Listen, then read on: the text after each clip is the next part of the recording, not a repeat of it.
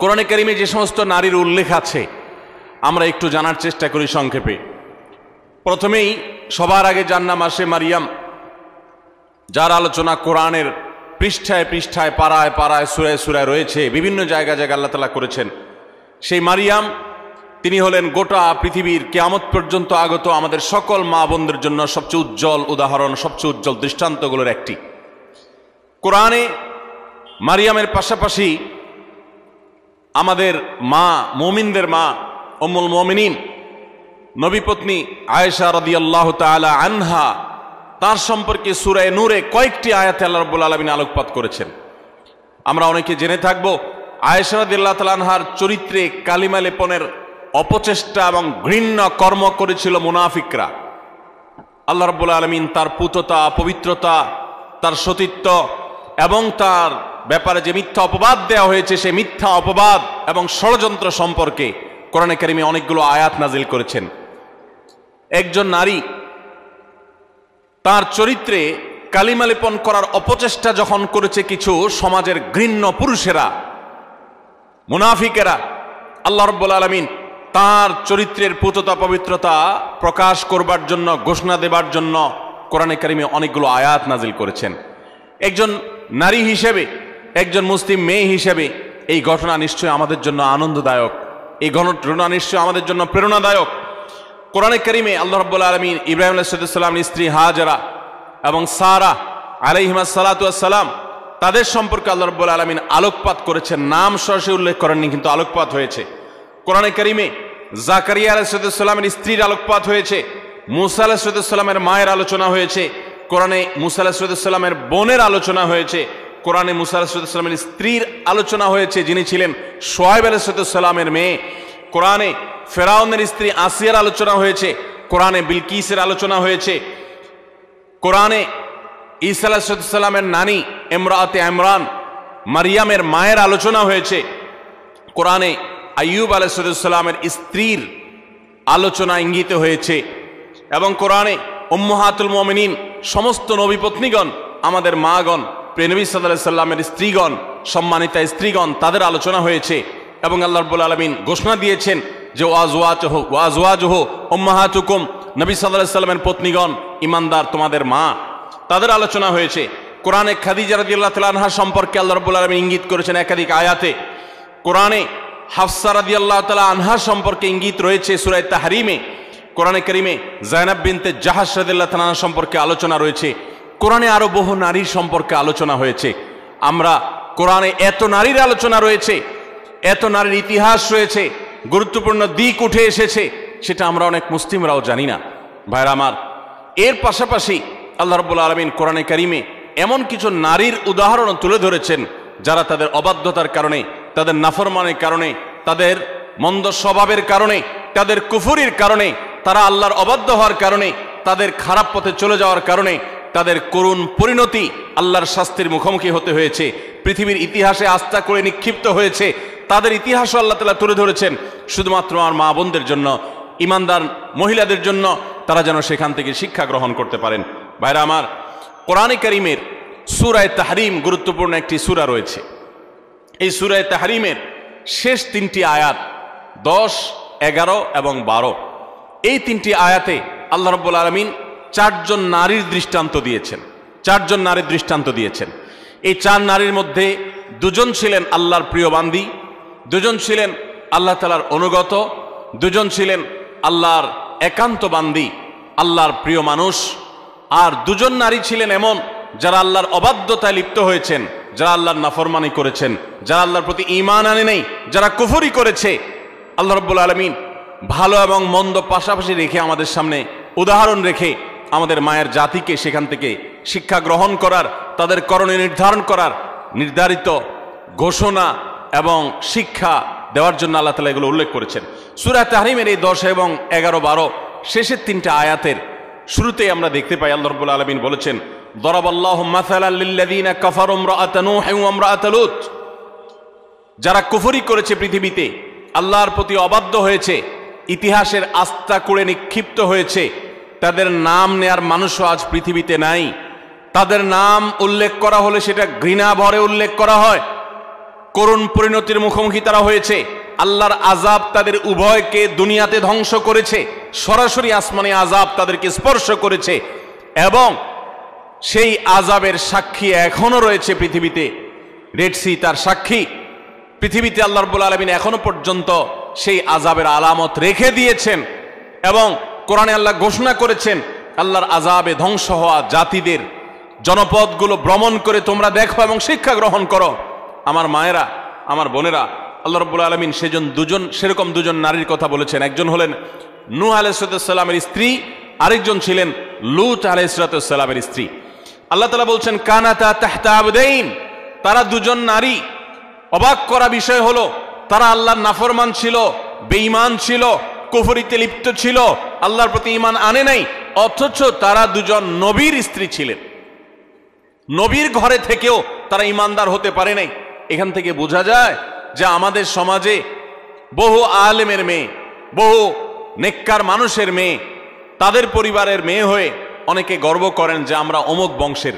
এমনকি ছেলেদের বেলাও এ কথা প্রযোজ্য যে কোনো বংশ পরিচয় দিয়ে আল্লাহর কাছে কেউ কোনো মর্যাদা পাবে না কিয়ামতের দিন। আল্লাহর কাছে মর্যাদা পাবে বান্দার কর্ম দ্বারায়, তার বিশ্বাস দ্বারায়, তার আমল দ্বারায়। ইন্না আকরামাকুম ইনদাল্লাহি আতকাকুম, আমাদের মধ্যে কে বেশি মুত্তাকি আল্লাহ সেটা দেখবেন। একজন সাধারণ দিনমজুর, একজন সাধারণ রিক্সা চালকের মেয়ে আপনি, তার স্ত্রী আপনি, একজন সাধারণ মানুষের বোন আপনি, একজন সাধারণ মানুষের পরিবারের সদস্য আপনি। আপনি যদি আল্লাহ ভীরু হন, আপনি যদি মুত্তাকি হন, আপনি যদি গুনাহ পরিহার করেন, হারাম পরিত্যাগ করেন, খারাপ বিষয় পরিহার করেন, আল্লাহর কাছে আপনি সবচেয়ে শ্রেষ্ঠ মানুষ, সবচেয়ে উত্তম মানুষ, সবচেয়ে কিয়ামতের ময়দানের ভিআইপি মানুষ হতে পারবেন।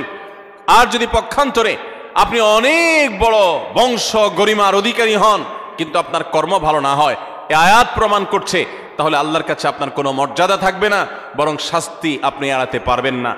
আল্লাহ রাব্বুল আলামিন সেটাই বলেছেন কানাতা তাহতা আবদাইন মিন ইবাদিনা সলিহিন, আমার দুজন নেককার বান্দা অর্থাৎ দুজন নবী নূহ এবং লূত আলাইহিমা সাল্লাতু ওয়াস সালাম, কোরআনে যাদের আলোচনা সবচেয়ে বেশি হয়েছে, যাদের ইতিহাস সবচেয়ে বেশি তুলে ধরা হয়েছে, তাদের মধ্যে এই দুজন নবী অন্যতম। লূত আলাইহিস সালামের এবং নূহ আলাইহিস সালামের এরকম দুইজন আল্লাহ তাআলার নেককার বান্দা এবং আল্লাহর প্রিয় নবী, তাদের স্ত্রী ছিলেন ফাখানাতাহুমা, এরপরও তারা তাদের প্রতি ঈমান আনে নাই, তারা আল্লাহর অবাধ্য হয়েছে, নাফরমানি করেছে।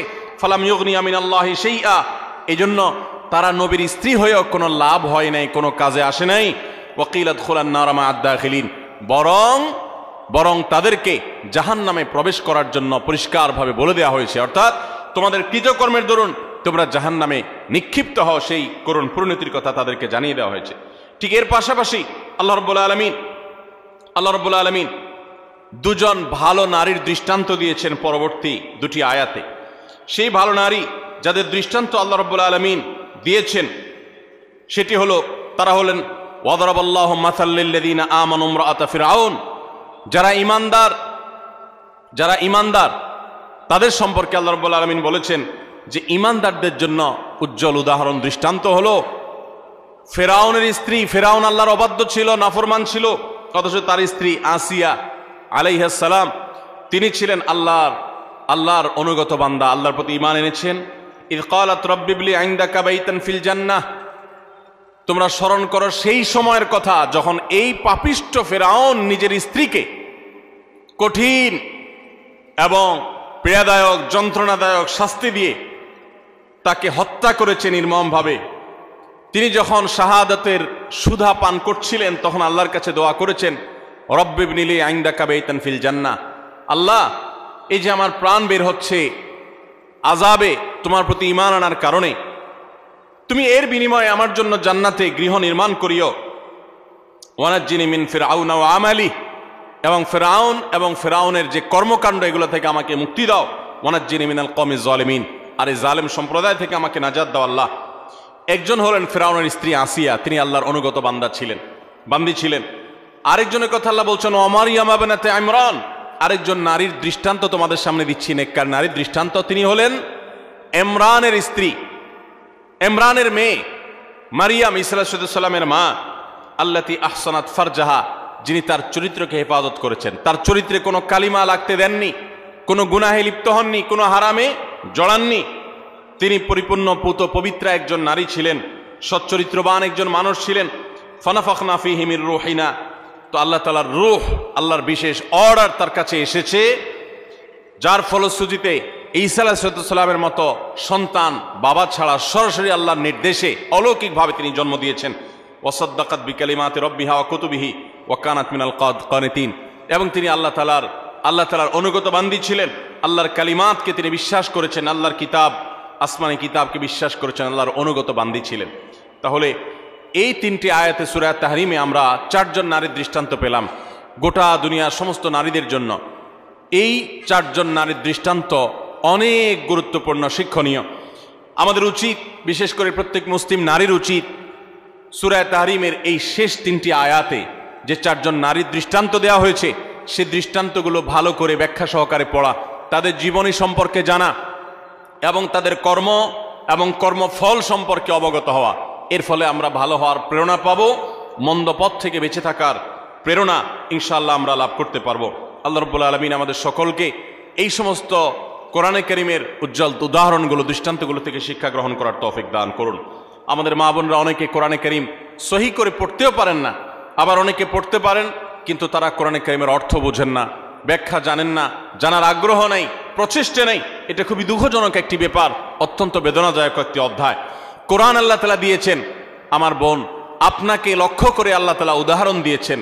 আপনার বয়স 30, 35, 40 হয়ে গেছে, অথচ আপনি একটি বারের জন্য সেটা খুলে দেখার, পড়ে দেখার প্রয়োজনীয়তা অনুভব করেন নাই। আপনি এটিকে জানার ফুরসতটুকু আপনার জীবনে পান নাই। কিয়ামতের ময়দানে কি নিয়ে আল্লাহর সামনে দাঁড়াবেন, কোন মুখে আল্লাহর কাছে জান্নাত আশা করবেন? এজন্য আমি আবারও আপনাদেরকে উদাত্ত আহ্বান করতে চাই, আমার মা ও বোনেরা, আপনারা সূরা তাহরিমের শেষ তিনটি আয়াত, আরও নারীদের সংশ্লিষ্ট যে সমস্ত বিষয় আসো রয়েছে কোরআনে, এগুলো আপনারা জানার চেষ্টা করবেন। নবী সাল্লাল্লাহু আলাইহি ওয়াসাল্লামের হাদিসে যা বলা হয়েছে সেগুলো জানার চেষ্টা করবেন। আল্লাহ তাআলা আমাদের সকলকে ঈমানদার, আল্লাহর অনুগত যে সমস্ত বান্দিরা ছিলেন, আমাদের মা বোনদেরকে তাদের অনুসরণ অনুকরণ করার তৌফিক দান করুন। এবং যারা আল্লাহর নাফরমানিতে লিপ্ত হয়েছে, অবাধ্যতা লিপ্ত হয়েছে, তাদের জীবনী, তাদের কর্ম এবং কর্মফল থেকে শিক্ষা গ্রহণ করে আল্লাহর নাফরমানি থেকে, হারাম কাজ থেকে, অন্যায় অশ্লীলতা থেকে আল্লাহ তাআলা আমাদেরকে বেঁচে থাকার তৌফিক দান করুন। ভাইরা আমার, কোরআনে কারীমের নারীদের যে আলোচনা রয়েছে শুধু কোরআনেই নেই, নবী সাল্লাল্লাহু আলাইহি ওয়াসাল্লামের হাদিসেও আমরা দেখতে পারি যে নারীদের জন্য কত আলোচনা রয়েছে। আমরা কোরআন এবং হাদিসে নারীদের এমন 11টি বিশেষ বৈশিষ্ট্যের কথা উল্লেখ করতে চাই আজ, যে বৈশিষ্ট্যের কথা একজন মুসলিম নারী হিসাবে গর্বিত হওয়ার জন্য যথেষ্ট। আপনি নারী হিসাবে জন্ম লাভ করার জন্য আনন্দিত হতে হলে এই 11টি বৈশিষ্ট্য, এটার দিকে দেখাটাই যথেষ্ট। নারী জন্মের আনন্দ আপনি অনুভব করবেন শুধুমাত্র এই 11টি পয়েন্ট আপনি জানতে পারলে। আমরা অনেক মা বোনরা আছি, তারা জানি না। আমি আবারও বলছি, নারী অধিকারের নামে, নারী মুক্তির নামে, নারী স্বাধীনতার নামে, নানা মুখরোচক স্লোগানের নামে অনেক মুসলিম বোনদেরকে, মুসলিম মেয়েদেরকে আজ ভুল পথে পরিচালিত করা হচ্ছে। যারা পরিচালিত করছে তাদের সে সমস্ত কথায় পা দিয়ে যারা ইতোমধ্যে আল্লাহর অবাধ্যতায় লিপ্ত হয়েছেন, নাফরমানিতে লিপ্ত হয়েছেন, গুনাহের জগতে পা দিয়েছেন, তারা একটা পর্যায়ে তাদের জীবন ধ্বংস হয়ে যাওয়া, তাদের জীবনে হারিয়ে যাওয়া সম্পদ সম্পর্কে তাদের অনুভূতি, উপলব্ধি জাগ্রত হয়েছে এবং তারা ফিরে এসেছেন।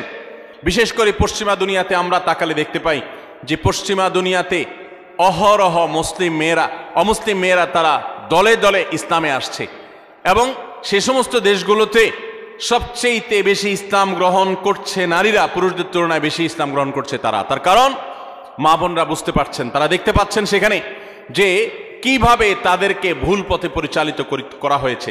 ইসলামের সুমহান আদর্শ তাদেরকে কত বেশি সম্মানিত করেছে। আসুন আমরা জেনে নেই নারী জন্মের আনন্দ হতে পারে এরকম 11টি পয়েন্ট কি আছে কোরআন এবং হাদিসে, যে বৈশিষ্ট্যগুলো একজন মুসলিম নারী হিসেবে আপনাকে গর্বিত করবে, আপনাকে আনন্দিত করবে, আপনাকে অনুপ্রাণিত করবে, আপনাকে উৎসাহিত করবে, আপনাকে আল্লাহর অনুগত বান্দী হতে সাহায্য করবে। নাম্বার 1, আমরা অনেকেই জানি হয়তো, আবার অনেকের অজানাও থাকতে পারে যে ইসলাম সর্বপ্রথম গ্রহণ করেছেন একজন নারী। আমাদের প্রিয় নবী সাল্লাল্লাহু আলাইহি ওয়াসাল্লামের প্রতি আল্লাহ তাআলা যখন ওহী প্রেরণ করলেন, তার সেই ওহীর প্রতি বিশ্বাস করেছেন সর্বপ্রথম একজন নারী। তার নাম কি? খাদিজা রাদিয়াল্লাহু তাআলা আনহা, কোন পুরুষ প্রিয় নবী সাল্লাল্লাহু আলাইহি ওয়াসাল্লামের প্রতি ঈমান আনেন নাই আগে, সবার আগে নারীরা ঈমান এনেছেন। খাদিজা রাদিয়াল্লাহু তাআলা আনহা ইসলামের প্রথম মুসলিম সদস্য নারী, কোন পুরুষ না। দ্বিতীয়ত, ইসলামের প্রথম শহীদ হলেন একজন নারী, সুমাইয়া রাদিয়াল্লাহু তাআলা আনহা। ইসলামের জন্য যিনি নিজের জীবনকে উৎসর্গ করেছেন, ইসলামের জন্য জীবন উৎসর্গ করার মতো এরকম গৌরব, এরকম মর্যাদার অধিকারী হয়েছেন একজন নারী, সুমাইয়া রাদিয়াল্লাহু তাআলা আনহা।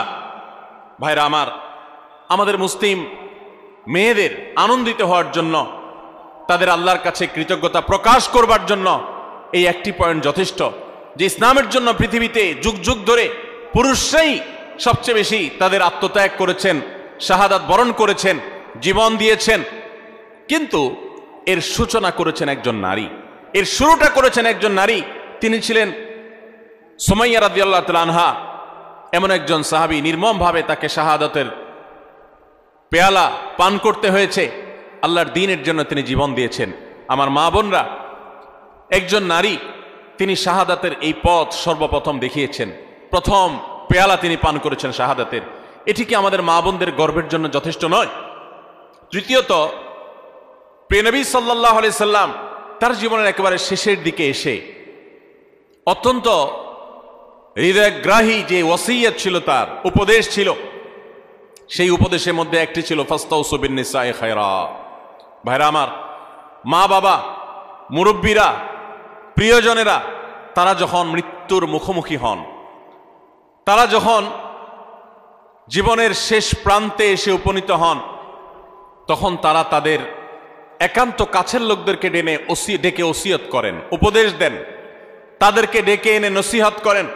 জীবনের শেষ মুহূর্তে যাওয়ার সময় ছেলে মেয়েদের দিকে তাকিয়ে তাদের মাথায় হাত বুলিয়ে অত্যন্ত স্নেহ, পরম মমতার সাথে যে উপদেশ দেওয়া হয়, সেটার গুরুত্ব অপরিসীম।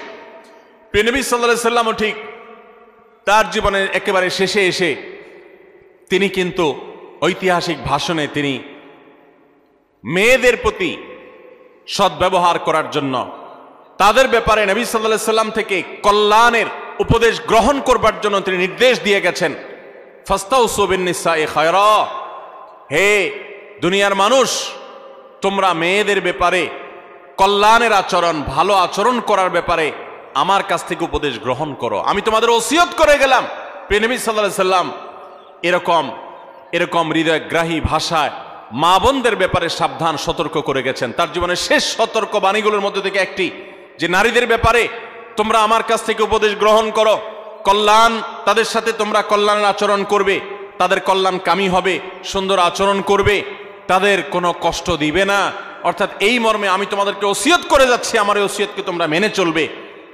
মায়েদের আনন্দের একটা বিষয় এটি, তাদের গর্ব করার মতো একটি বিষয় এটি, যে প্রিয় নবী সাল্লাল্লাহু আলাইহি ওয়াসাল্লাম জীবনের শেষ ওসিয়তগুলোর মধ্যে থেকে একটি ছিল আমাদের ব্যাপারে, আমাদের ব্যাপারে যেন সবাই সজাগ থাকে, সুন্দর দৃষ্টি রাখে। নাম্বার 4, আমরা জানি যে কোরআনে কারিমে আল্লাহ রাব্বুল আলামিন নারীদের সূরা নামে সূরা রেখেছেন, পুরুষদের সূরা এরকম নামে, অর্থাৎ পুরুষদের সংশ্লিষ্ট সূরা বলতে আলাদা কোনো সূরা রাখেন নাই। শুধু তাই নয়, কোরআনে কারিমের সবচেয়ে বড় দীর্ঘ আয়াতনের গুরুত্বপূর্ণ সূরা হলো সূরাতুন নিসা। এই সূরাতুন নিসা আল্লাহ তাআলা নারীদের নামে নামকরণ করেছেন। সেখানে নারীদের সমস্ত অধিকারগুলো, তাদের বিধিবিধানগুলো, তাদের মর্যাদা, তাদের করণীয়, তাদের জন্য মোটিভেশন আল্লাহ তাআলা সেখানে রেখেছেন। শুধু সূরা নিসাই নয়, কোরআনে কারিমে আল্লাহ রাব্বুল আলামিন সূরা নিসার পাশে সূরা তাহরিম, সূরা তালাক, সূরা মুজাদালা, অনেকগুলো সূরা নারীদের জন্য, নারীদের বিধিবিধান সংশ্লিষ্ট বিষয়গুলোর জন্য আল্লাহ তাআলা নাজিল করেছেন। এগুলো এক একটা 2 পৃষ্ঠা 4 পৃষ্ঠার সূরা, আর সূরা নিসা তো বহু পৃষ্ঠা সম্বলিত সূরা। কোরআনে কারিমে 25 জন নবী রাসূলের আলোচনা যেরকম রয়েছে, ঠিক একইভাবে 20-25 জন মহিয়সী নারীর আলোচনা কোরআনে রয়েছে। কোরআনে আল্লাহ রাব্বুল আলামিন এতগুলো নারীর আলোচনা, বিভিন্ন প্রসঙ্গে যে ইঙ্গিত করেছেন, আলোচনা করেছেন, এখান থেকে মাতৃজাতির প্রতি যে মর্যাদা রয়েছে সেটি ইসলামে যে মর্যাদা রয়েছে সেটি প্রকাশিত হয়। এই নারী হিসাবে আনন্দিত হওয়ার জন্য এই পয়েন্টটা কি যথেষ্ট নয়, যে কোরআন তাদেরকে এত গুরুত্ব দিয়েছে, এত মর্যাদা দিয়েছে?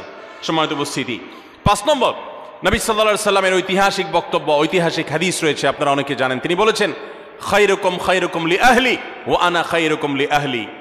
পুরুষদের জন্য তিনি নারীদের নারীদের কাছ থেকে ভালো হওয়ার সার্টিফিকেট নেওয়াকে ভালো হওয়ার পূর্ব শর্ত হিসেবে উল্লেখ করেছেন। এটা নারী জাতির জন্য আনন্দের বিষয় যে পৃথিবীর কোনো পুরুষ তিনি আল্লাহর খাতায় ভালো এটা তার নাম লেখাতে হলে, আল্লাহর কাছে ভালো প্রমাণ হতে হলে তার স্ত্রীর কাছে তিনি ভালো এই সার্টিফিকেট নিতে হবে।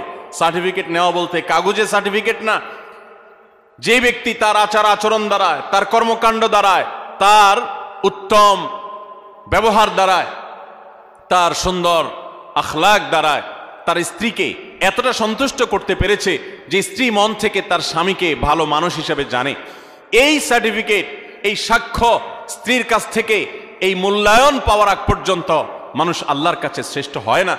নবী সাল্লাল্লাহু আলাইহি সাল্লাম এই ঐতিহাসিক বাণীর মাধ্যমে নারী জাতিকে কোন মর্যাদা আসীন করেছে চিন্তা করুন। আমাদের দেশের চারিত্রিক সনদপত্র বিভিন্ন জনপ্রতিনিধিগণ ইস্যু করে থাকেন, মেম্বার, চেয়ারম্যান, কমিশনাররা দিয়ে থাকেন। এর ফলে তাদের একটা মর্যাদা বোঝা যায় যে তারা সাধারণ নাগরিকের, সাধারণ মানুষের, সর্বস্তরের মানুষের চারিত্রিক সনদপত্র ইস্যু করে থাকেন। ইসলাম সমস্ত পুরুষদের চারিত্রিক সনদপত্র ইস্যু করার অধিকার নারীদের হাতে দিয়েছেন, স্ত্রীদের হাতে দিয়েছেন।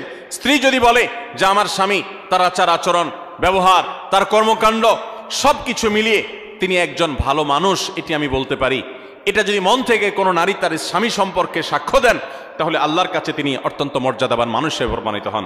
সময়ত উপস্থিতি, এখান থেকে মায়ের জাতি, নারী জাতির প্রতি ইসলাম যে মর্যাদা দিয়েছে সেটা দিনের আলোর মতো পরিষ্কার হয়ে যায়। নবী করিম সাল্লাল্লাহু আলাইহি ওয়াসাল্লাম আরো বলেছেন, ওয়া আনা খায়রুকুম লি আহলি, তোমরা প্রত্যেকটা পুরুষ তোমাদের স্ত্রীদের কাছে ভালো আচরণ করে যতটা ভালো হতে পেরেছো, নবী সাল্লাল্লাহু আলাইহি ওয়াসাল্লাম তার নিজের কথা বলেছেন। 9 জন স্ত্রী থাকার পরেও তিনি তাদের সম্পর্কে তার নিজের বক্তব্য হলো যে আমি আমার সমস্ত স্ত্রীদের কাছে, তোমরা যতটা ভালো হতে পেরেছো স্ত্রীদের কাছে, আমি হলাম তোমাদের চাইতেও আমার স্ত্রীদের কাছে বেশি ভালো। অর্থাৎ আমার স্ত্রীরা আমাকে ভালো বনে এত বেশি জানে যেটা তোমাদেরকে তোমাদের স্ত্রীরা জানা। কত বেশি উত্তম আচরণ করলে নবী সাল্লাল্লাহু আলাইহি ওয়াসাল্লাম এই আসনে আসীন হতে পেরেছেন। ভাইরা আমার, কতটা আস্থা থাকলে এভাবে বলা যায়। তো এখান থেকে নারী জাতির মর্যাদা পরিষ্কারভাবে বোঝা যায় যে পুরুষদের শ্রেষ্ঠত্ব এবং তাদের মর্যাদা, তাদের মূল্যায়ন, এটা আল্লাহ তাআলা নারীদের উপরে ন্যস্ত করেছেন। নাম্বার 6, আমাদের প্রিয় নবী সাল্লাল্লাহু আলাইহি ওয়াসাল্লাম নারীদেরকে অনেক বেশি পছন্দ করতেন, ভালোবাসতেন, শ্রদ্ধা করতেন। এর মানে হলো, আপনারা জানেন মা এবং বাবা উভয়ের মর্যাদা বর্ণনা করতে গিয়ে নবী সাল্লাল্লাহু আলাইহি ওয়াসাল্লাম কার মর্যাদা বেশি বর্ণনা করেছেন, বাবার না মায়ের? মায়ের। তাহলে এখানে নারীকে নবী সাল্লাল্লাহু আলাইহি ওয়াসাল্লাম অগ্রাধিকার দিয়েছেন। এবং নবী সাল্লাল্লাহু আলাইহি ওয়াসাল্লামের কাছে যখন সাহাবী জিজ্ঞাসা করেছেন, ইয়া রাসূলুল্লাহ আবাররু মান, আমি কার সাথে বেশি সদাচরণ করব? নবী সাল্লাল্লাহু আলাইহি ওয়াসাল্লাম বলেছেন, উম্মাক, তোমার মায়ের সাথে। এরপরে আবার সাহাবী জিজ্ঞাসা করলেন, এরপর তিনি বলেছেন এরপরও তোমার মায়ের সাথে। এরপর জিজ্ঞাসা করলেন আবারও সাহাবী, বুঝলাম, এরপর কার সাথে করব? নবী সাল্লাল্লাহু আলাইহি ওয়াসাল্লাম বলেন, এবারও বলেন তোমার মায়ের সাথে। তারপর যখন সাহাবী জিজ্ঞাসা করলেন চতুর্থবার, তখন বললেন তোমার বাবার সাথে।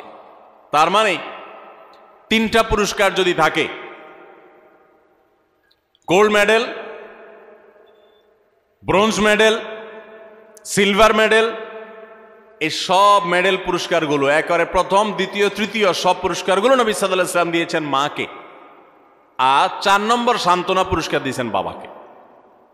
তাহলে এখানে মায়ের মর্যাদা বেশি দেওয়া হয়েছে না বাবার মর্যাদা বেশি দেওয়া হয়েছে? দিনের আলোর মতো পরিষ্কার। একজন মুসলিম নারীর জন্য কি এটা আনন্দের বিষয় নয়? প্রিয় নবী সাল্লাল্লাহু আলাইহি ওয়াসাল্লাম মেয়েদেরকে কতটা অগ্রাধিকার দিতেন দেখেন। তিনি বলেছেন, আমি মেয়েদেরকে বেশি ভালোবাসি। এর মানে মা এবং বাবার মধ্যে যখন কম্পেয়ার করা হয়, তুলনা করা হয়, তখন মাকে তিনি বেশি পছন্দ করতেন বাবার তুলনায়। এবং ভাই এবং বোনের মধ্যে যখন কম্পেয়ার করা হয় তখন বোনের প্রতি বেশি। এবং ছেলে এবং মেয়ের মধ্যে যখন কম্পেয়ার করা হয় তখন নবী আলাইহিস সালাম মেয়েদের প্রতি টান, মেয়ের প্রতি টান বেশি ছিল। এই ছিল নবী সাল্লাল্লাহু আলাইহি সাল্লামের মেয়ে জাতির প্রতি, নারী জাতির প্রতি, মাতৃজাতির প্রতি তার মহানুভবতা, তার ভালোবাসা, তার আন্তরিকতা, তার স্নেহ মমতা। তাদেরকে এতটা শ্রদ্ধা তিনি করতেন, এতটা সম্মান তিনি করতেন। আমরা অনেক পুরুষ আছি, আমাদের মা বোনদেরকে তুচ্ছতাচ্ছিল্য করে কথা বলি, তাদেরকে অপমান করে কথা বলি। আমাদের আল্লাহকে ভয় করা উচিত। তারা ভুল করলে সেটা উত্তম উপায়ে সংশোধন করা উচিত, ব্যবহার খারাপ করা উচিত নয়। যাই হোক, তাহলে 6 নম্বরে আমরা জানলাম যে মাতৃজাতির আনন্দের বিষয় হলো, নারী জাতির আনন্দের বিষয় হলো, মুসলিম নারীর আনন্দের বিষয় হলো, তার মর্যাদার বিষয় হলো যে নবী সাল্লাল্লাহু আলাইহি সাল্লাম তাদেরকে ভালোবাসতেন। পুরুষদের তুলনায় সবসময় নারীদেরকে তিনি অগ্রাধিকার দিতেন, বেশি পছন্দ করতেন, ভালোবাসতেন। নাম্বার 7, জান্নাত নারীদের জন্য আল্লাহ তাআলা সবচেয়ে সহজ করেছেন। পুরুষদের তুলনায় নারীদের জন্য জান্নাত অনেক সহজ করা হয়েছে। একজন পুরুষ তাকে জান্নাতে যেতে হলে তাকে হালাল উপার্জন করতে হয়। আর ইসলাম উপার্জনের কোনো দায় দায়িত্ব মেয়েদের উপরে চাপান নাই। যতদিন বিয়ে না হবে তিনি বাবার দায়িত্বে থাকবেন। যখন বিয়ে হয়ে যাবে স্বামীর দায়িত্বে চলে যাবেন। স্বামী মারা যাবে ছেলেদের দায়িত্বে চলে যাবেন, ভাইদের দায়িত্বে চলে যাবেন। কিন্তু নারী, তাকে তার নিজের ভরণ পোষণের জন্য ইসলাম বলে নাই স্ট্রাগল করতে, বরং তার জন্য পুরুষরা স্ট্রাগল করতে বাধ্য। আর পুরুষরা যখন স্ট্রাগল করতে যায়, উপার্জন করতে যায়, কামাই রোজগার করতে যায়, তখন তার হালাল হারাম বাজ বিচার করতে হয়। কাজটা কিন্তু সহজ না। হারাম থেকে বেঁচে থেকে আবার পয়সা করে কামাই করে এনে পরিবারের ভরণ পোষণের ব্যবস্থা করা, এটা খুব সহজ কাজ না। এই জন্য পুরুষকে জান্নাতে যেতে হলে শুধু 5 ওয়াক্ত নামাজ পড়লে, রমজান রোজা রাখলে এবং মৌলিক কিছু কাজ করলেই যথেষ্ট হয় না, তাকে হালাল উপার্জন করতে হয়, হারাম থেকে বাঁচতে হয়। নারীর জন্য এই সমস্ত হ্যাসেল নাই, তাদের জন্য অনেক সহজ। নবী করিম সাল্লাল্লাহু আলাইহি সাল্লাম বলেছেন, ইযা সাল্লাতিল মারআতু খামসাহা ওয়া সামাত শাহরাহা ওয়া আতাআত যাওজাহা ওয়া হাফিজাত ফারজাহা। কোন নারী যখন 4টি কাজ করে, 5 ওয়াক্ত নামাজ যখন পড়ে, রমজানের রোজা যখন ঠিকমতো রাখে এবং স্বামীর আনুগত্য, স্বামী যদি অন্যায় কোনো কথা না বলে তাহলে তাকে মেনে চলে, মান্য করে, শ্রদ্ধা করে, অভিভাবক হিসাবে তার সিদ্ধান্তকে মেনে চলে এবং নিজের ইজ্জত আবরুর হেফাজত করে, কোনোভাবে চরিত্রহীন নারীদের কাতারে সামিল হয় না, গুনাহ করে না। সেটা ইমোতে হোক, সেটা সোশ্যাল মিডিয়াতে হোক, মেসেঞ্জারে হোক, ফেসবুকে হোক, ইউটিউবে হোক, অনলাইনে হোক, অফলাইনে হোক, বিবাহ বহির্ভূত সম্পর্কের মাধ্যমে হোক, কোনোভাবে নিজের চরিত্রকে নষ্ট করে না। এই নারী, আল্লাহ রাব্বুল আলামিন তাকে জান্নাতের যে কোনো দুয়ার দিয়ে প্রবেশ করার সুযোগ দান করবেন। ভাইরা আমার, এই যে মর্যাদা দেওয়া হলো, জান্নাতে প্রবেশ করা তাদের জন্য সহজ করে দেওয়া হয়েছে। 4টি আমল তাদেরকে জান্নাতে যেতে সাহায্য করবে। আর পুরুষ তাকে অনেক স্ট্রাগল করে তারপরে তাকে জান্নাতে যেতে হয়। এটা নারী জাতির জন্য আনন্দের বিষয়। নাম্বার 8, মেয়েরা যদি হজ করে তাহলে তাদের সেই হজ জেহাদের সমতুল্য। পুরুষ হজ করলে হজের সওয়াব পাবে, বাস এটুকু। একজন নারী যখন হজ করেন তখন তিনি পুরুষদের মতো হজের সওয়াব তো পাবেনই, পাশাপাশি ইসলাম তাকে জেহাদে শামিল হয়ে পুরুষ যেরকম মর্যাদা পায়, হজ করার মাধ্যমে নারীকে সেই মর্যাদা দেয়। হজ্জুহুন্না জিহাদ। নবী সাল্লাল্লাহু আলাইহি সাল্লাম তাদের নারীদের হজকে জিহাদের সাথে তুলনা করেছেন। এটা তাদের মর্যাদার ব্যাপার, এটা তাদের জন্য স্পেশাল। ঠিক একইভাবে নম্বর 9, নারীরা যদি কোনো সন্তানদেরকে সুন্দরভাবে জন্মদানের পর লালন পালন করে, বিশেষ করে জন্মদান করতে গিয়ে যদি কোনো নারী মৃত্যুবরণ করেন তাহলে তাকে শাহাদাতের মর্যাদা দেওয়ার কথা বলা হয়েছে। এবং তারা যদি নিজেদের সন্তানকে সুন্দরভাবে লালন পালন করেন তার জন্য জান্নাতের গ্যারান্টির কথা বলা হয়েছে। সন্তান লালন পালন করা আলাদা ইবাদত, আলাদা মর্যাদার বিষয়। সন্তান জন্ম দেওয়া আলাদা ইবাদতের বিষয় তাদের জন্য। নাম্বার 10, যদি দুনিয়ার কোনো মানুষ, কোনো পুরুষ যদি কোনো নারী জন্ম দেয় এবং কোনো মেয়ে জন্ম দেওয়ার পর সে মেয়েকে যদি উত্তমভাবে লালন পালন করে, তাকে সুপাত্রস্থ করে, তার ভরণ পোষণের ব্যবস্থা করে, তার প্রতি সদাচরণ করে, মেয়ে হিসাবে তাকে তুচ্ছতাচ্ছিল্য না করে, ছোট না করে, তার হক নষ্ট না করে, এরকম যদি নারীদের সাথে সুন্দর আচরণ করে, তো আল্লাহ রাব্বুল আলামিন ওই পুরুষদের জন্য জান্নাতের গ্যারান্টি দিয়েছেন। জান্নাতের গ্যারান্টি দিয়েছেন, নিরাপত্তা নিয়েছেন, তিনি নিরাপত্তা দিয়েছেন, জান্নাতের ওয়াদা করেছেন। নবী সাল্লাল্লাহু আলাইহি সাল্লাম কথা দিয়েছেন যে পুরুষরা 2টি মেয়ে সন্তান জন্ম দিবে এবং তাদের সাথে উত্তম আচরণ করবে, ব্যবহার করবে, তাদের হক আদায় করবে। নবী করিম সাল্লাল্লাহু আলাইহি সাল্লাম তাদের জান্নাতের জিম্মাদারি নিয়েছেন, জান্নাতের দায়িত্ব নিয়েছেন। এবং অন্য আরেকটি হাদিসে আছে নবী সাল্লাল্লাহু আলাইহি সাল্লাম জান্নাতে তার সাথে থাকার সৌভাগ্য হবে বলেছেন যদি কেউ তার 2টি বোন অথবা 2টি মেয়েকে সুন্দরভাবে, উত্তমভাবে তাদের সাথে আচার আচরণ করে, ব্যবহার করে, তাদের হক আদায় করে, কোনো ক্ষেত্রে ত্রুটি না করে, যত্ন করে, তাহলে সে ব্যক্তি শুধু জান্নাতে যাবে তা নয়, নবী সাল্লাল্লাহু আলাইহি সাল্লামের সাথে জান্নাতে থাকতে পারবে। ভাইরা আমার, কোরআন এবং হাদিসের কোথাও আমি আজও পর্যন্ত পাই নাই 1 ডজন ছেলে জন্ম দিলে, 1 ডজন ছেলে জন্ম দিলে, 10টা 12টা ছেলে জন্ম দিলে, তাদের সাথে সুন্দর আচরণ করলে, কোরআন হাদিসে কোথাও তার জন্য ফজিলত মর্যাদা হিসাবে স্পেশাল ভাবে জান্নাতে যাওয়ার ঘোষণা, নবী সাল্লাল্লাহু আলাইহি ওয়াসাল্লামের সাথে জান্নাতে থাকার সৌভাগ্যের কথা কোথাও ঘোষণা করা হয়েছে এমন কোন হাদিসের কথা আমি জানি না, এমন কোন আয়াত কোরআনে নাই। কিন্তু 2জন মেয়েকে, 2জন বা 2জনের অধিক মেয়েকে যদি কোনো বাবা মা লালন পালন করেন, সুন্দরভাবে তাদের সাথে সদাচরণ করেন, দুর্ব্যবহার না করেন, তাদেরকে কোণঠাসা করে না রাখেন, মেয়ে হিসাবে তাদের প্রতি জুলুম না করেন, তাহলে ওই ব্যক্তিদের জন্য জান্নাতের গ্যারান্টির কথা বলেছেন। তাহলে নারী হিসাবে জন্ম লাভ করা এটা আনন্দের বিষয় মুসলমান মেয়েদের জন্য। ইসলাম তাদেরকে এত মর্যাদা দিয়েছে। ভাইরা আমার, 11 নম্বর নারী হিসাবে জন্ম লাভের যে আনন্দ আমাদের জন্য রয়েছে তা হলো নবী করিম সাল্লাল্লাহু আলাইহি সাল্লাম পরিষ্কারভাবে জানিয়েছেন, মান বুলিয়া মিন হাদিহিল বানাতি শাইআ, যদি কোনো মেয়ে দিয়ে আল্লাহ তাআলা কাউকে পরীক্ষায় ফেলে দেন। অনেক বাবা আছেন না, মেয়েদেরকে নিয়ে বিপদে আছেন, যে মেয়ে হয়েছে তার এই জন্য অনেক কথা শুনতে হয়। অনেক মহিলা আছে না এখনো, যে একটার পর একটা মেয়ে হয়, সমাজের মানুষ নানান বাজে কথা বলে মূর্খতার কারণে, অজ্ঞানতার কারণে। অনেক বাবা আছেন মেয়ে হয়েছে এই জন্য জামাই বেন সাহেবের অনেক কটু কথা তাকে শুনতে হয়। অনেক সময় তালাক প্রাপ্তা হয়ে মাজলুম হয়ে সে মেয়ে বাবার বাড়িতে ফিরে আসেন।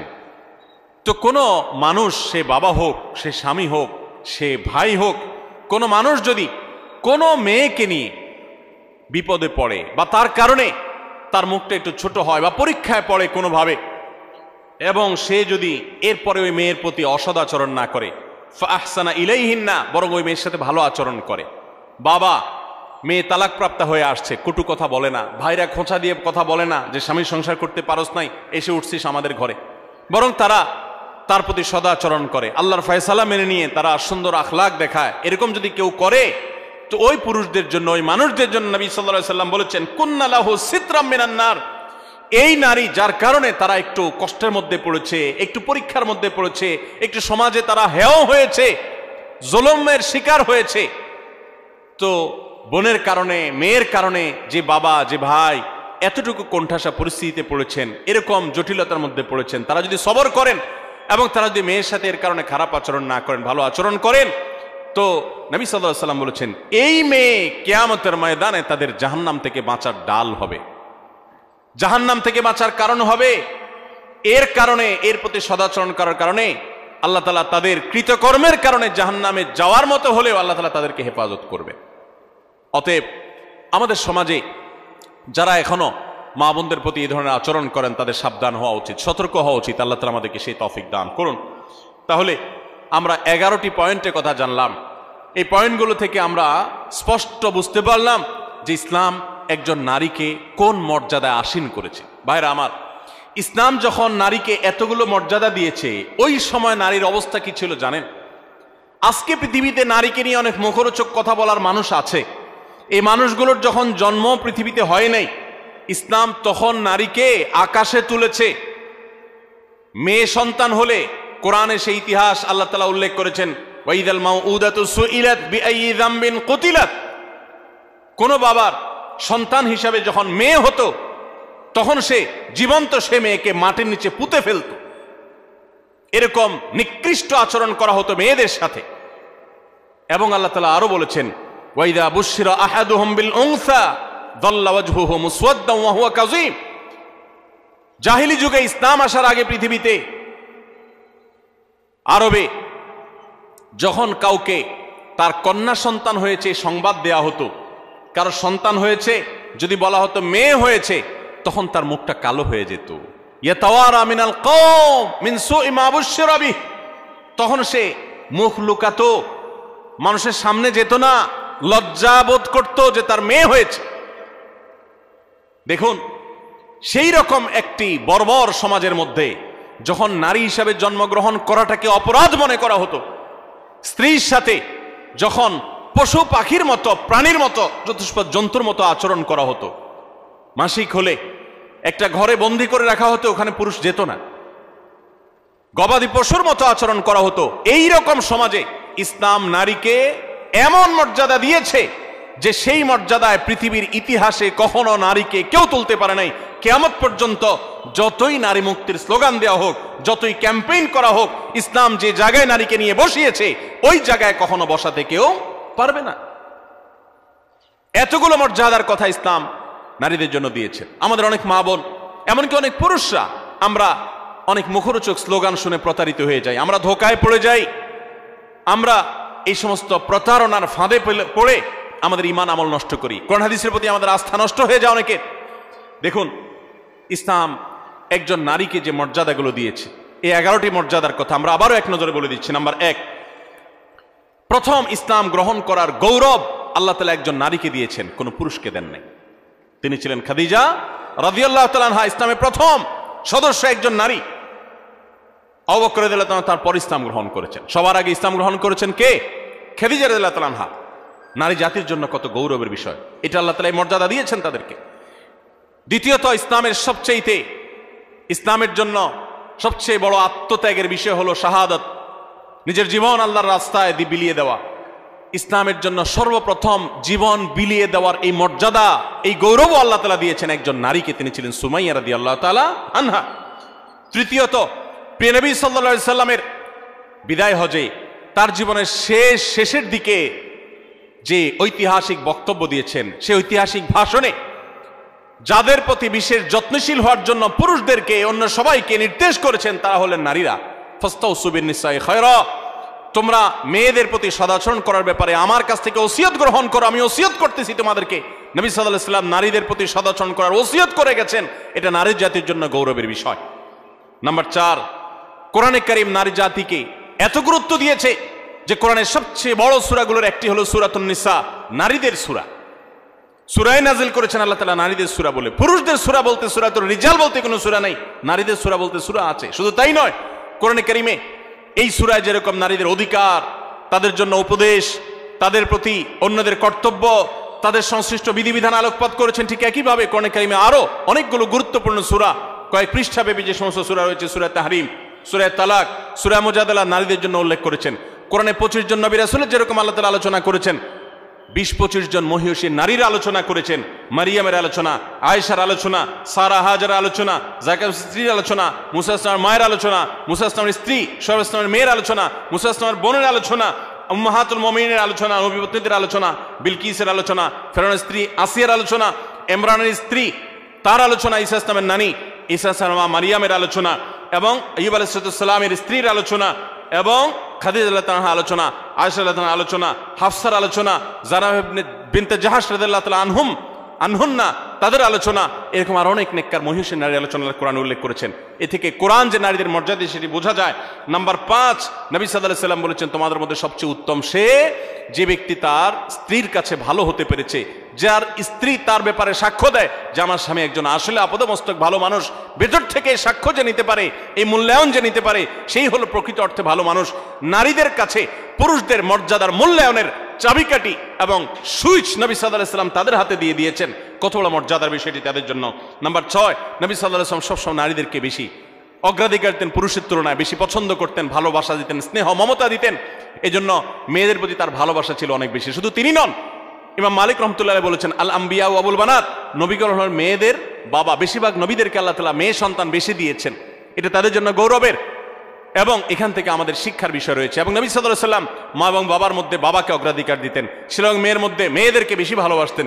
এটা তার সুন্নাহ ছিল, এটা তার অভ্যাস ছিল, তিনি বেশি পছন্দ করতেন তাদেরকে। এটাও নারী জাতির জন্য আনন্দের বিষয়। নাম্বার 7, জান্নাত মেয়েদের জন্য যাওয়া অনেক সহজ, অনেক সহজ। মেয়েরা যদি 5 ওয়াক্ত নামাজ পড়ে, রমজান রোজা রাখে, স্বামীর আনুগত্য করে চলে, কোনো অধ্যত্ব দেখায় না, এবং নিজের চরিত্রের হেফাজত করে, তাদের জন্য জান্নাতে যাওয়া সহজ হয়। পুরুষদের মধ্যে হালাল হারাম মেনটেন করে, তারপর সেগুলো লক্ষ্য রেখে তারপর উপার্জন করার মতো আর অনেক স্ট্রাগল করে তাদেরকে উপার্জন করতে হয় না। হালাল হারাম উপার্জন করতে গিয়ে পুরুষরা মানুষকে গালি দিয়ে হারাম কামাই করে জাহান্নামে যেতে হয়, মানুষের সাথে মারামারিতে লিপ্ত হতে হয়, অনেক কঠিন পরিস্থিতির মুখোমুখি হতে হয়। এসব হ্যাসেল মেয়েদের জন্য নয়। বরং কোন নারী তিনি যদি সন্তান জন্ম দিতে গিয়ে যদি তিনি মৃত্যুবরণ করেন, তাকে শাহাদাতের মর্যাদা দেওয়া হয়, তাদের জান্নাতে যাওয়ার পথ তুলনামূলকভাবে অনেক সুগম। নাম্বার 8, মেয়েদের হজকে আল্লাহ রাব্বুল আলামিন নবী সাল্লাল্লাহু আলাইহি ওয়াসাল্লাম জিহাদের সাথে তুলনা করেছেন। তারা হজ করলে সেটা জিহাদের সওয়াব পাওয়া যায়। নাম্বার 9, মেয়েদেরকে লালন পালন করলে পুরুষদের জন্য নবী সাল্লাল্লাহু আলাইহি ওয়াসাল্লাম জান্নাতের দায়িত্ব নিয়েছেন। শুধু তাই নয়, যদি 2 জন মেয়ে 2 জন বোনকে কেউ সুন্দরভাবে লালন পালন করে, সদাচরণ করে, তাদের প্রতি বৈষম্য না করে, ছেলেদেরকে দিল মেয়েদেরকে দিল না এরকম না করে, বরং ছেলেদেরকে যা দেয় মেয়েদেরকেও দেয়, তাদের প্রতি কোনো হক নষ্ট করে না, ছোট নজরে দেখে না, বৈষম্যের নজরে দেখে না, তাদের প্রতি ভালো আচরণ করে, সুশিক্ষা দেয়, দ্বীনের শিক্ষা দেয়, আল্লাহর সাথে পরিচয় করা, সুপাত্রস্থ করে, কোনোভাবে তাচ্ছিল্য করে না, অবজ্ঞা করে না, এরকম যদি কোনো পুরুষ করে, নবী সাল্লাল্লাহু আলাইহি ওয়াসাল্লাম তার জান্নাতের দায়িত্ব তো নিয়েছেন, পাশাপাশি হাদিসে এও বলা আছে যে নবী সাল্লাল্লাহু আলাইহি ওয়াসাল্লামের সাথে জান্নাতে থাকার সৌভাগ্য লাভ হবে ওই ব্যক্তির। নবী সাল্লাল্লাহু আলাইহি ওয়াসাল্লামের সাথে জান্নাত থাকার সুযোগ পাওয়া যাবে। নাম্বার 10 আর 11 নম্বর এবং সর্বশেষ পয়েন্ট হলো, যে ব্যক্তি তার পরিবারের কোনো মেয়ের কারণে তার মুখটা ছোট হয়, বিপদে পড়ে, তালাকপ্রাপ্ত হয়েছে, জুলুম করা হয়েছে এবং সমাজে তার মুখটা ছোট হয়েছে, সমাজের মানুষ অজ্ঞানতার কারণে, মূর্খতার কারণে তাকে নানান কটু কথা শোনায়, অথবা মেয়েদের ভরণ পোষণ তার উপর বর্তাইছে কোনো কারণে, তালাক হয়ে গেছে, তখন মা, বাপ, ভাই, যারা পুরুষ সদস্য আছেন বা অন্য নারী সদস্য আছেন, সবাই যদি সেই মেয়ের সেই কষ্টের কারণে, মেয়ের কারণে, কষ্টের কারণে বা কোনো প্রকার জটিল পরিস্থিতি পড়ার কারণে যদি সবর করে, ধৈর্য ধারণ করে, নবী করিম সাল্লাল্লাহু আলাইহি ওয়াসাল্লাম বলেছেন কুন্না লাহু সিতরাম মিনান নার, তাহলে এই ব্যক্তির জন্য এই মেয়েরা আল্লাহর কাছে কিয়ামতের দিন জাহান্নাম থেকে মুক্তির কারণ হবে। এত মর্যাদা ইসলাম নারীদেরকে দিয়েছে। ভাইরা আমার, এই বিষয়ে একজন মুসলিম নারী হিসাবে আমাদের আল্লাহর কাছে শুকরিয়া আদায় করা উচিত, আল্লাহর আনুগত্য করা উচিত, আল্লাহর গোলামি করা উচিত, আল্লাহর দাসত্ব করা উচিত, আল্লাহর হুকুমগুলো মেনে চলা উচিত। আল্লাহ তাআলা আমাদের সবাইকে সেই তৌফিক দান করুন। একজন মুসলিম নারী হিসাবে জন্ম লাভ করার আনন্দের 11টি পয়েন্ট, 11টি কারণ এবং আনন্দিত হওয়ার 11টি উপলক্ষের কথা আমি তুলে ধরেছি। আরো বহু পয়েন্ট আছে, কোরআন হাদিস ঘাটলে আপনি দেখবেন ইসলাম কোথায় নিয়ে গেছে নারীকে। আমি আবারও বলছি, এখন নারীদের পক্ষে অনেক লম্বা লম্বা কথা বলার মানুষ পাওয়া যায়। বেশিরভাগ যারা নারীদের অধিকার নিয়ে কথা বলে, এদের বেশিরভাগের উদ্দেশ্যই অসৎ, পদ্ধতি ত্রুটিপূর্ণ। নারীদের অধিকার দিতে গিয়ে তাদেরকে রাস্তার বাহির করে ফেলে, তাদেরকে বিপদগামী করে ফেলে। দেখুন, যারা নারীদেরকে অধিকার দেওয়ার কথা বলে, তাদের বাইরে চাকরি বাকরি ইত্যাদির বন্দোবস্ত হওয়ার পক্ষে স্লোগান দেয়, কথা বলে, মনে হয় যে তারা নারীদের উপার্জনের ব্যাপারে সিরিয়াস। তারা দেখবেন যুবতী নারীদের চাকরি দেওয়ার ব্যাপারে সিরিয়াস। যে সমস্ত নারীরা রিটায়ারমেন্টে চলে গেছেন, বৃদ্ধা হয়ে গেছেন, তাদের দেখার কেউ নাই, এদের জন্য দেখবেন চাকরির পথ এরকম সুগম তারা করতে চায় না, বেছে বেছে তারা ইয়াং মেয়েদের চাকরি দিতে চায়। এখান থেকে তাদের উদ্দেশ্যের অসততা পরিষ্কারভাবে বোঝা যায়। যাই হোক, একজন মুসলিম নারী হিসাবে আমাদের আনন্দের অনেকগুলো বিষয় আছে। আল্লাহ তাআলা আমাদেরকে সবাইকে সেজন্য শুকরিয়া আদায় করার তৌফিক দান করুন।